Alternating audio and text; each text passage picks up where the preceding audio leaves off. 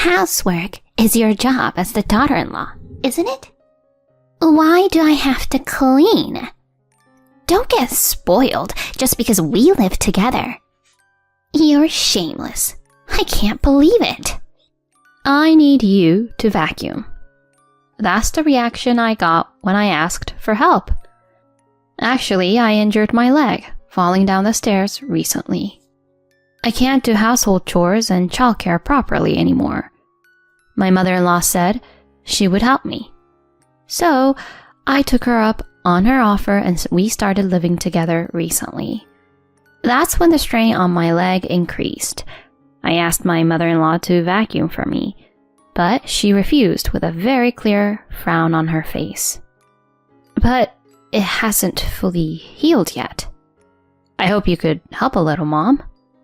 You say it's not fully healed, but you can move just fine now. It's not like you can't do it. It's because you keep depending on others that your recovery is slow. Saying that, my mother-in-law refused to help. I sighed and thought I would just do it myself. Sighing so conspicuously, you're quite a disrespectful daughter-in-law. Didn't I take care of you a lot when you were injured? You forget the favors people do for you as soon as you feel a little better. My mother-in-law said this with a self-righteous tone. She used to be so kind before we started living together, but as soon as we started living together, she stopped helping with anything. She even started making sarcastic remarks. I never knew she could be like this. I felt disheartened, but slowly began to vacuum the whole house. My mother-in-law shouted, "It's so noisy," at me several times, but I pretended not to hear. My irritated mother-in-law eventually left the house to go somewhere. My mother-in-law returned around dinner time. My husband and daughter were also at the dining table. She came back with both hands full, looking satisfied. Let's eat this instead of such a simple meal. When I looked inside the bag that my mother-in-law placed on the table, I found steak, caviar, and even foie gras. These are all high-quality ingredients, aren't they? What's going on here? When I asked, my mother-in-law smiled mischievously and began, Well, you see... I turned pale upon hearing what she started to say. My name is Eleanor, and I'm a full-time housewife. I live with my husband Jack and our preschooler daughter Mia, and we're known as a friendly and close-knit family in the neighborhood. I met my husband at a company-sponsored social event several years ago. Since he had a demanding job, I decided to quit my job and take care of the household and childcare. One day, I injured myself falling down the stairs, and my leg is in pain, making it difficult to manage childcare and housework as I'd like. Jack, can't you take a break from work? I'm currently swamped, and I can't afford to take days off. My family lives far away, so it's not easy for them to come and help. That's why I asked my mother-in-law, who occasionally visits us because she lives nearby, to come and assist. Eleanor, are you alright? You had quite a serious injury, didn't you? It must have been painful. My mother-in-law was very concerned about my injuries. I'm sorry, Mom. Thank you for your help. It's alright. Leave it to me. Let Mia play with her grandmother. Then I'll go grocery shopping and prepare dinner. My mother-in-law, who had come to our rescue, took over for me since I couldn't move. She took care of our daughter, prepared meals, and even cleaned the house.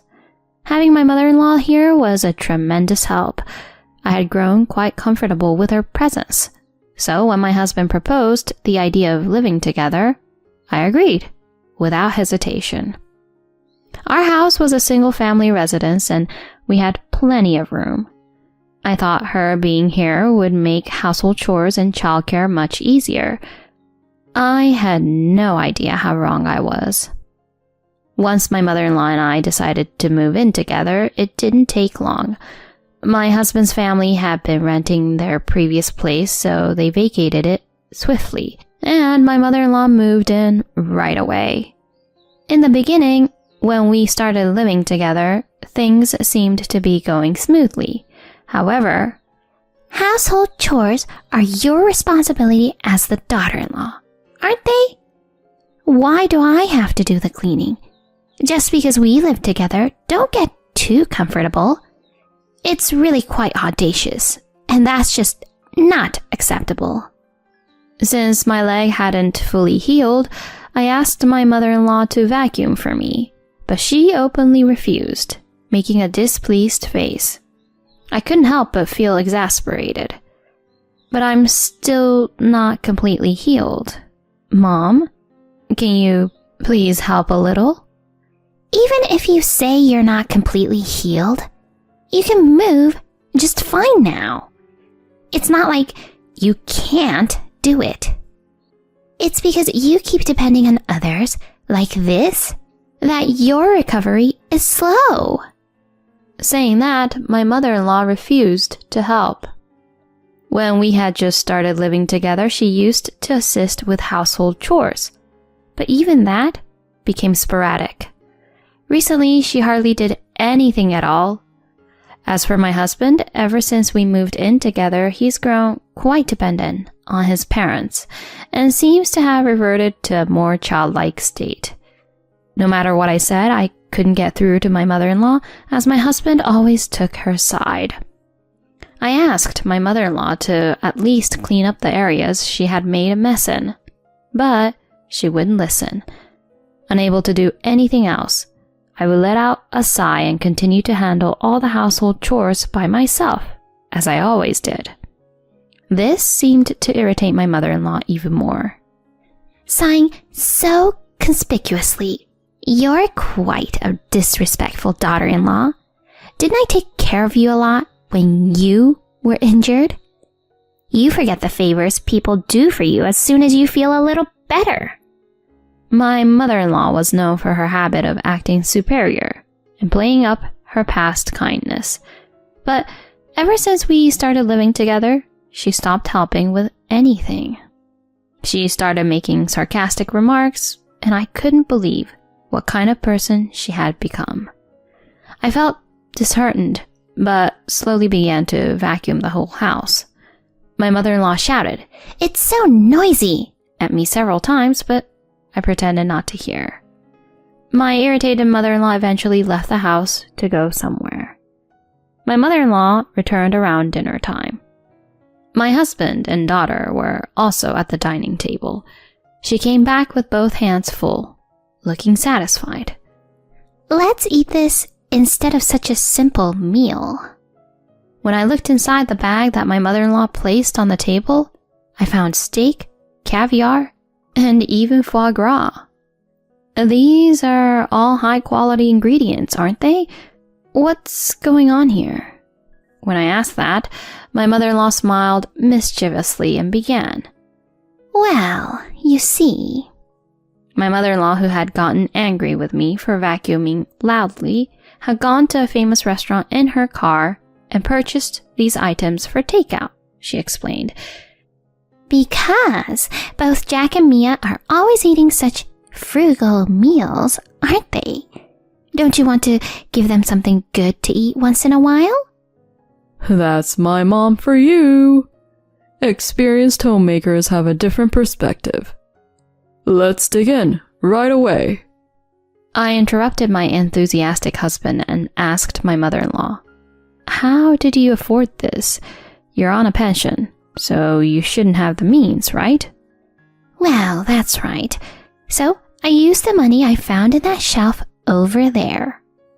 I looked at the spot where my mother-in-law pointed and felt a sense of dread.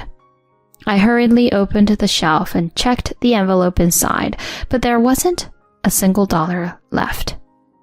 "Mom, this is our food budget for this month. Using it without permission is like stealing." "Putting money in such a conspicuous place is the wrong thing to do, you know. It's your fault, Eleanor, isn't it?" She tried to shift the blame onto me, and my husband sided with her, claiming it was because of my lax management. No matter how much I protested, they wouldn't listen, and I ended up paying for the remaining food expenses this month. Then one morning, I woke up to find my daughter wetting the bed. I'm sorry. Oh, that's unusual. Don't worry, it'll be fine after we wash it. My daughter had finished her toilet training, and she would wake us up when she needed to use the bathroom at night. So I found it unusual. I thought that occasional bedwetting was normal for her age, but my mother-in-law and husband scolded her for it.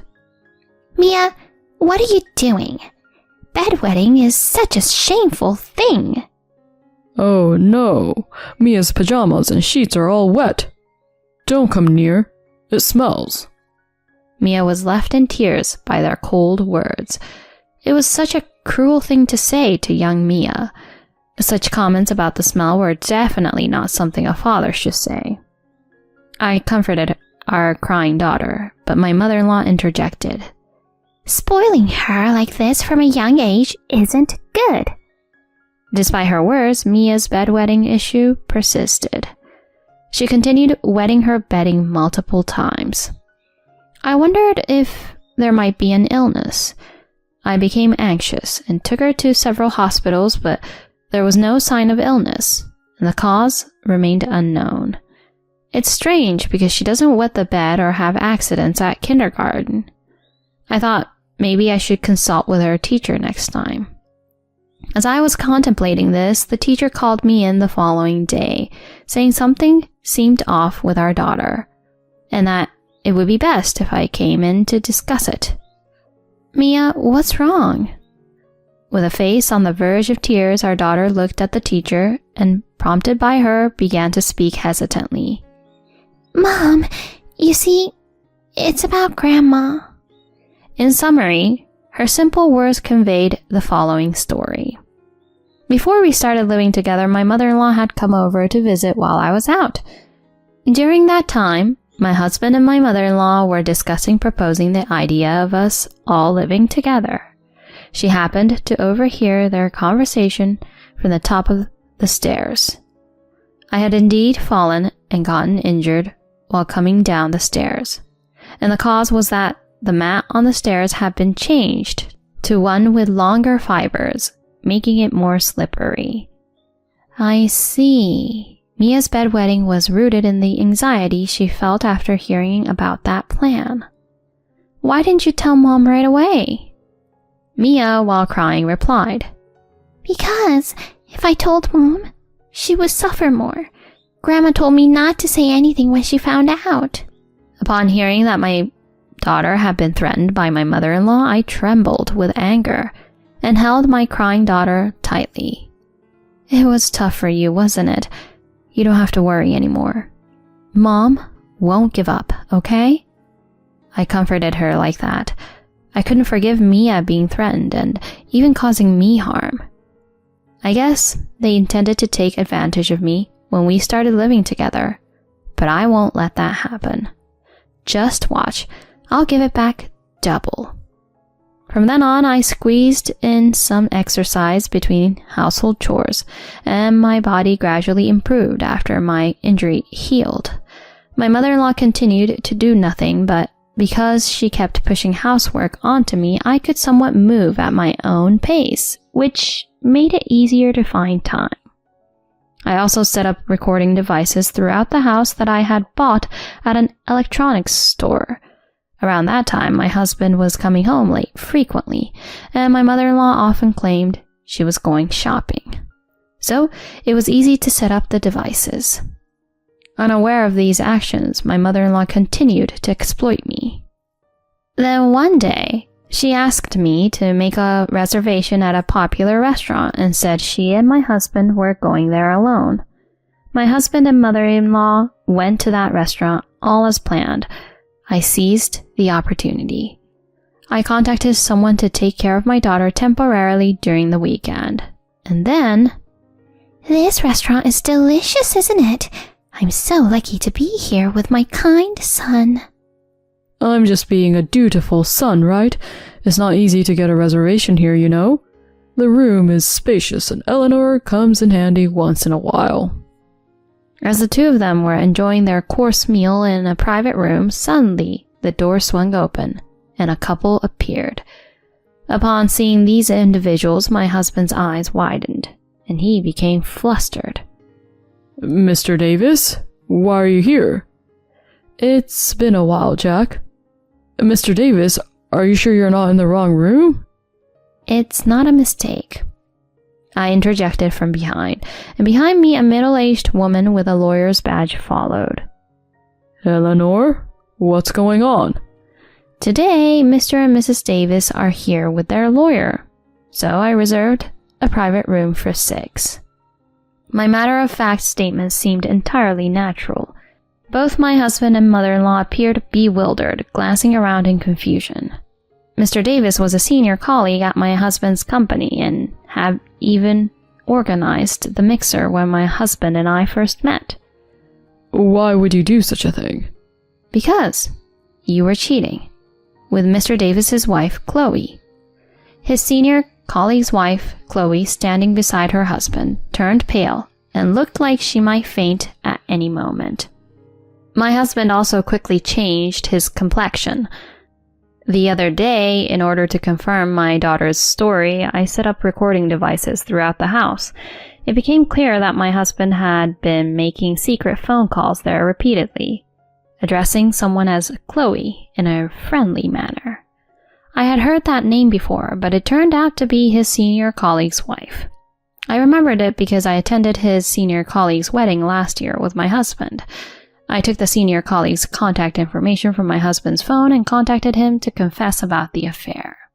It appears that his senior colleague also suspected his wife of having an affair, so we decided to work together. It's a misunderstanding.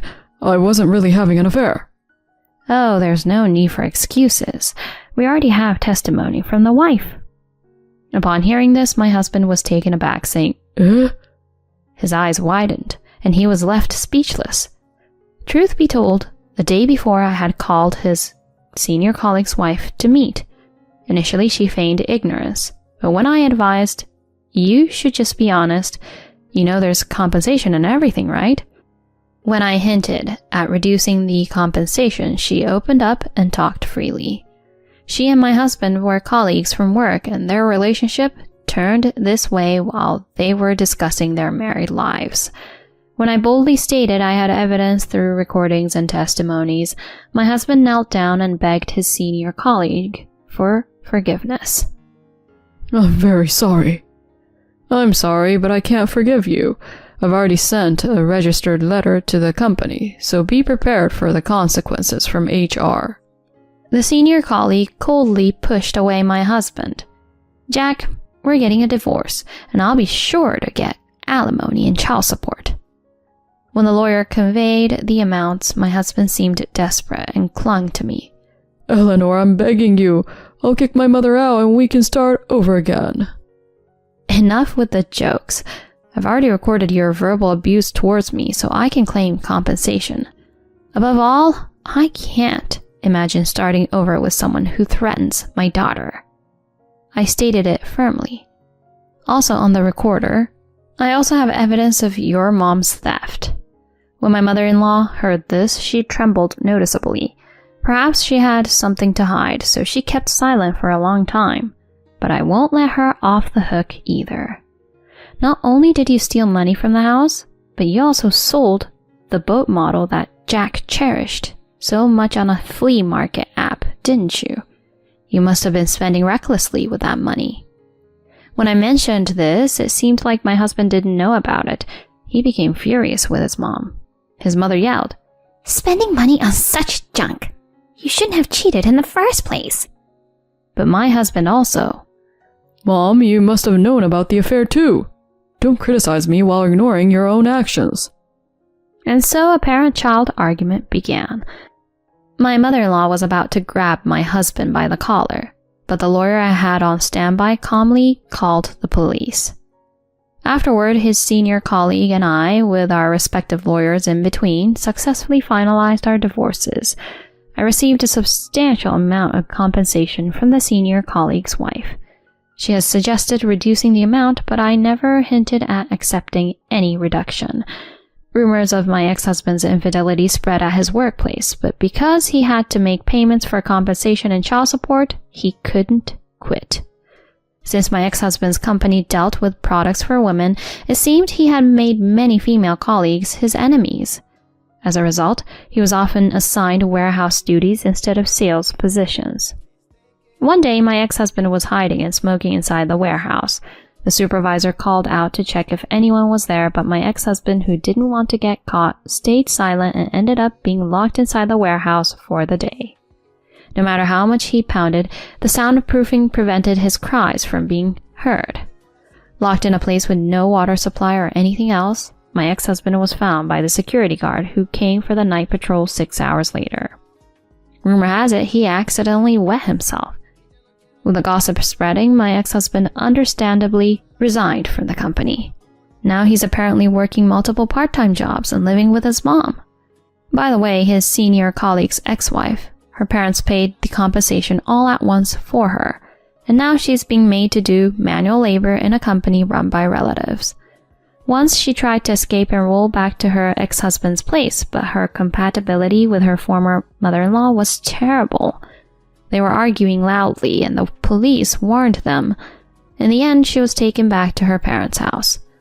Honestly, even hearing such a story, I couldn't muster any sympathy. I couldn't help but think, you reap what you sow. As for me, I used the qualifications I obtained before marriage and found a new job. Fortunately, once my daughter separated from my ex-husband and ex-mother-in-law, her bedwetting quickly improved.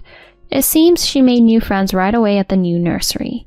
She would even take a friend who had an accident to the bathroom and get them a pair of underwear from the changing shelf. There are times when she gently supports them, as the teacher told me. I felt happy sensing my daughter's kindness and resilience. She has overcome difficult times. I am proud to have a daughter who is kind to others.